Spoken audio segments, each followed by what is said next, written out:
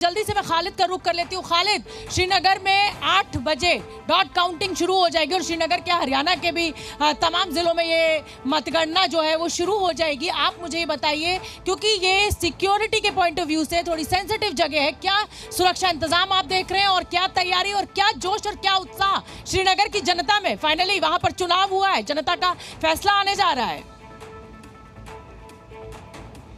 बिल्कुल, मैं आपको बता दूं, ये 10 साल के अंतराल के बाद जम्मू कश्मीर में चुनाव हुए और उसी के नतीजे आज आने हैं। इस वक्त हम दक्षिणी कश्मीर के अनंतनाग में जो पोलिंग सेंटर है उसके बाहर हैं और इस तरफ इरफान आपको दिखाएगा कि सिक्योरिटी के बहुत कड़े इंतजाम किए गए हैं, क्योंकि जम्मू कश्मीर में हमेशा से सिक्योरिटी एक पहला कंसर्न रहा है और 3 टायर सिक्योरिटी हर जो काउंटिंग सेंटर है वहाँ पर रखी गई है। और अनंतनाग की अगर हम बात करें तो 6 यहाँ पर जो है विधानसभा क्षेत्र हैं जिनमें आज काउंटिंग होनी है। और इसमें महत्वपूर्ण चेहरा अगर हम बताएं तो महबूबा मुफ्ती की बेटी इल्तिजा मुफ्ती का किस्मत का फैसला होना है। बिजबारा से चुनाव लड़ रही है, पारंपरिक सीट रही है उनकी, पहले मुफ्ती मोहम्मद सईद, फिर महबूबा मुफ्ती और अब इल्तिजा मुफ्ती। इस वक्त गहमा गहमी शुरू हुई है। 8 बजे यहाँ पर काउंटिंग सेंटर में जो है शुरू हो जाएगा। जल्दी से मुझे लगता है अनंत में जम्मू रजत का रुख करना चाहिए। बिल्कुल रजत, जम्मू की तस्वीर इस वक्त क्या देख रहे हैं, क्योंकि आखिरी 50 मिनट का वक्त हमारे पास बचा हुआ है,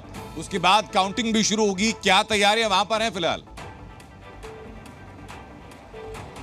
जी बिल्कुल, इस समय हम जम्मू जिले के ही पोलिंग स्टेशन में मौजूद हैं। 11 विधानसभा सीटें यहाँ पर हैं, सबसे ज़्यादा जम्मू संभाग की, और उसको लेकर बड़े पैमाने पर तैयारियां जो हैं वो की गई हैं। आपको बता दें कि भारी मात्रा में लोगों ने वोट जो है वो कास्ट किया है जम्मू संभाग की। खासतौर पर बात करें तो ऐसे ऐसे ज़िले जहाँ किसवा, डोडा, सांबा की बात करें जो बॉर्डर से सटे हुए इलाके हैं, इसके अलावा राजौरी पुंछ जहाँ पर लगातार आतंकी हमले भी हो रहे थे, बावजूद इसके सुरक्षा के कड़े पहरे के बीच भारी तादाद में जो वोटर्स हैं वो बाहर निकले और एक उत्साह जो है वो सभी वोटर्स में देखने को मिला, क्योंकि 10 साल बाद चुनाव हो रहे हैं। धारा 370 हटने के बाद पहले चुनाव हो रहे हैं। हर एक सियासी दल के अपने अपने अपने दावे यहाँ पर हैं। पर उसी बीच बात करें तो एग्जिट पोल के नतीजे कहीं ना कहीं जो आंकड़े सामने आए थे उससे नेशनल कॉन्फ्रेंस और जो कांग्रेस का प्री पोल अलायंस हुआ था वो काफ़ी आश्वस्त नजर आ रहा है कि वो यहाँ पर सरकार बनाएंगे। वहीं भारतीय जनता पार्टी की बात करें तो वो दावा कर रही है कि 35 सीटें हासिल कर वो निर्दलियों के साथ मिलकर 48 का जो जादुई आंकड़ा है, क्योंकि 5 सीटें जो है वो लेफ्टिनेंट गवर्नर ने भी यहाँ पर नॉमिनेट करनी है, तो 48 का जो जादुई आंकड़ा है उसको वो क्रॉस करेंगे।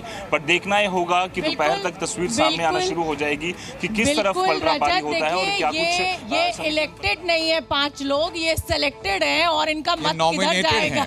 ये नॉमिनेटेड है, ये सिलेक्टेड वाला जो एलिगेशन है ऑपोजिशन के लिए छोड़ देते हैं। तो इसीलिए अपोजिशन ये कह रहा है। देखिए, अनंत ने मुझे टोक दिया है और अनंत ने मुझे कहा नहीं, आप अपोजिशन की बात नहीं कहेंगे, लेकिन मैं आगे अपनी बात पूरी करने वाली थी कि अपोजिशन का नैरेटिव है कि ये इलेक्टेड नहीं है, ये सिलेक्टेड है, नॉमिनेटेड है। लेकिन ये भी हमें पता है कि अगर जब विधानसभा में मतदान होगा तो इन 5 सदस्यों का मत किस ओर जाएगा। जल्दी से मैं रविंद्र का रुख कर लेती हूँ। रविंद्र भी मुझे तस्वीरों में दिखाई दे रहे हैं। रविंद्र, देखिए, लोकसभा चुनाव के बाद 2024 की सरकार बनने के बाद पहले 2 विधानसभा राज्य जहां पर अब ये चुनाव हुआ है और आज नतीजों का दिन है। दिल्ली की सियासत के नजरिए से अगर मैं इन नतीजों का आकलन करना चाहूं तो क्या कहेंगे? बिल्कुल, देखिए, कल ही प्रधानमंत्री नरेंद्र मोदी लगातार मुख्यमंत्री और प्रधानमंत्री के तौर पर 23 साल पूरे किए हैं और 3 बार विधानसभा चुनाव जीते और 3 बार ही लोकसभा चुनाव जीते। तो जहां तक सियासत की बात है तो ये बहुत कुछ नायब सिंह सैनी या फिर मनोज सिन्हा पर नहीं डिपेंड कर रहा है, बल्कि प्रधानमंत्री नरेंद्र मोदी के चेहरे और केंद्र सरकार की नीतियों पर। और इसलिए बीजेपी का भरोसा है कि जम्मू कश्मीर में पहली बार बीजेपी अपने दम पर सरकार बनाने जा रही है, सिंगल लार्जेस्ट भी होगी और उसको निर्दलीय के साथ साथ जेकेडीएफ हो या जेकेपी हो या कुछ अन्य दलों के साथ वो सरकार बनाएंगी। यानी वो पूरा भरोसा है कि जो 370 हटा है, 35 से हटा है प्रधानमंत्री नरेंद्र मोदी के नेतृत्व में, वो आगे भी जो वहाँ की स्थितियां हैं वो कायम रहेगी। दूसरी बात से इस पूरे चुनाव को कवर भी कर रहे हैं और बीजेपी को भी आप अंदर तक वहां पर जाते हैं, बातचीत करते हैं। 43 सीटें जम्मू रीजन में है, 47 सीटें आपकी वैली रीजन में, और वैली में हम भी जानते हैं कि बीजेपी का कोई बहुत बेस नहीं है। तो क्या बीजेपी ये मान के चल रही है कि 43 में से 35 से 40 सीटें जम्मू रीजन में आ रही हैं और इसी स्थिति में सरकार बन सकती है? 5 चलिए हमने मान लिया कि जो 5 नॉमिनेटेड सदस्य हैं वो बीजेपी की तरफ जाएंगे। देखिए, बीजेपी ने चुनाव का जो वोटिंग था उसके ठीक 1-1.5 महीना पहले राम माधव को भेजा था। राम माधव का पीडीपी महबूबा मुफ्ती से बेहतर संबंध है और जो वहाँ पर जो निर्दलीय खड़े हो रहे हैं, 10 से ज़्यादा बीजेपी को उम्मीद है कि निर्दलीय जीतेंगे और ये किसी न किसी रूप में बीजेपी का समर्थन करेंगे। यानी बीजेपी का साफ तौर करना, चाहे जैसे भी हो, घाटी हो या फिर जम्मू कश्मीर, पूरे राज्य में सरकार बनेगी तो बीजेपी के नेतृत्व में बनेगी। इंतजार करना पड़ेगा। उससे भी बड़ी बात है कि बीजेपी हालांकि इसको बहुत ज़्यादा हाईलाइट नहीं की, हो सकता है कि पहली बार जम्मू कश्मीर में एक हिंदू सीएम भी मिले।